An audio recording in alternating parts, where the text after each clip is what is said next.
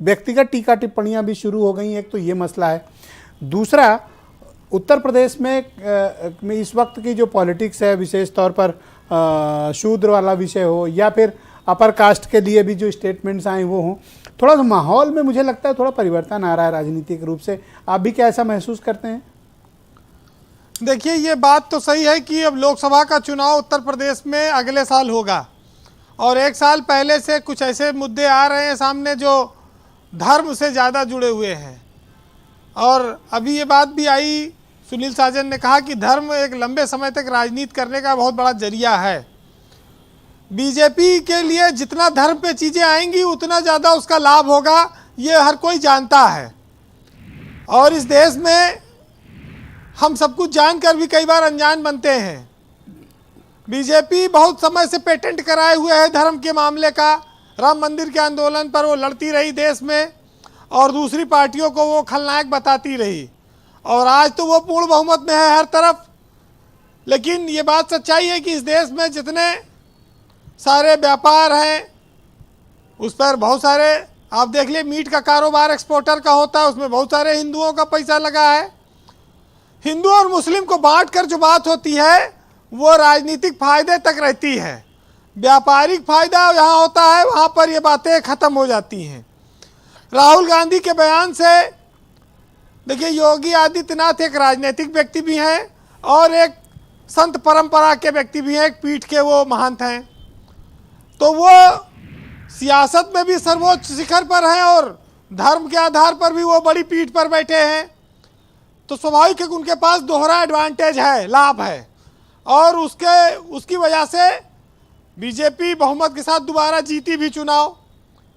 अब धर्म को हथियार बनाकर वो लोग आगे बढ़ते हैं, विकास की बात भी करते हैं, 500 रुपया भी देते हैं महीने में, 5 किलो राशन भी दे रहे हैं। तो बीजेपी की ये सारी ताकतें बढ़ती जा रही हैं और उसमें अगर आप उनको धर्म के नाम पर और स्वामी प्रसाद मौर्य रामचरितमानस के नाम पर घेरेंगे तो कितने दिन बीजेपी से लड़ पाएंगे।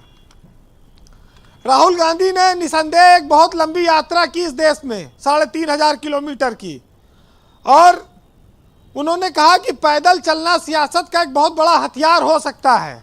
एक उनका मैसेज है कि हम पैदल चलकर देश में तस्वीर बदलने की कोशिश कर रहे हैं। लेकिन जब ये बात धर्म पे आ जाएगी तो राहुल गांधी कमज़ोर हो जाएंगे, क्योंकि वहाँ बीजेपी बहुत अच्छी तरह से बैठी हुई है। आज उन्होंने बयान भी दिया, उनके भाषण में अग्निवीर रहा, महंगाई रही, बेरोजगारी रही, किसान रहे, उनकी यात्रा के जो अनुभव रहे उस पर उन्होंने बोला। ये अच्छा बिंदु हो सकते हैं और इस पर सुरेंद्र राजपूत की पार्टी के लिए ये एक अच्छा विषय है कि वो इस पर घेरे। लेकिन जब बात धर्म और अधर्म पे आएगी तो फिर ये जरूर है, देखिए सियासत ने उसकी परिभाषा खासतौर से बीजेपी ने ऐसी कर दी है कि अगर हमारे साथ हो तो धार्मिक हो और विपक्ष में हो तो अधर्मी हो। बहुत दो एक लाइन की बात है।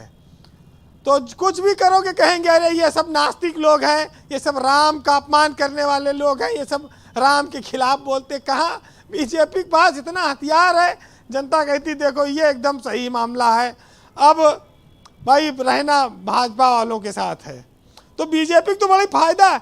ऐसे ऐलान कर दिया बीजेपी ने कि हम 50 साल देश पर राज करेंगे। उनके पास धर्म का बहुत बड़ा हथियार है। कुछ प्लानिंग होगी, कोई एक मोदी और एक योगी नहीं, बहुत सारे नेता उनके पास आएंगे और रहेंगे।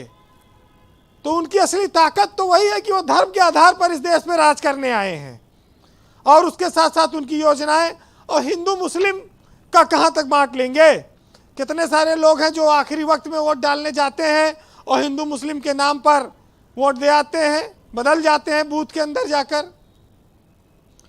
हमारे देश में एक बड़ा बात देखिए आती है, कांग्रेस बहुत समय तक राज की, बहुत सारे उसके उदाहरण है, उसके सरकारों में बहुत सारी चीज़ें हुई।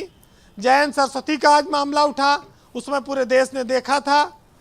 अब ये बात साफ है कि वो राज्यों के बीच था या केंद्र के बीच था, लेकिन ये बात धर्म की आस्था पर चोट से मानी गई, जोड़ी गई थी। तो ब्रजेश जी, इस बात से कोई इनकार नहीं कर सकता कि भारत जैसे देश में बहुत सारे वायरस हैं, पाखंड के, अधर्म के, छुआछूत के, जातिवाद के, अन्याय के और गरीबों को शोषण से जुड़े हुए। और 50 साल कांग्रेस रही, 10 साल से भाजपा है, अटल जी की सरकार रही, अभी तक ये चीजें दूर नहीं हो पाई हैं। एक साहित्यकार ने लिखा है, सुनिएगा, कुछ मैं साहित्य में कहूंगा उसको। जी, कंप्लीट करिए। हम लोगों के लिए तो सब धर्म का समान है। जो व्यक्ति सार्वजनिक जीवन में है उसको सबका सम्मान करना पड़ेगा। अब राजनीतिक लाभ के लिए कोई किसी को अधर्मी बतावे, किसी को धार्मिक, वो अपना उसका एजेंडा है। देखिए, कोई कहे अल्लाह बड़े, कोई कहे श्री राम, कोई कहे ईसा सही, कोई कहे सतनाम। कहीं धर्म के नाम पर दहक रही बंदूक और कहीं धर्म के नाम पर भरी हुई संदूक। आज धर्म के मर्म को समझ रहा है कौन, और कांव कांव कौवा करे कोयल बैठी मौन। हम सबको 2 हाथ मिले करने को सदकाम, एक हाथ से जेब भरी, एक हाथ से जाम।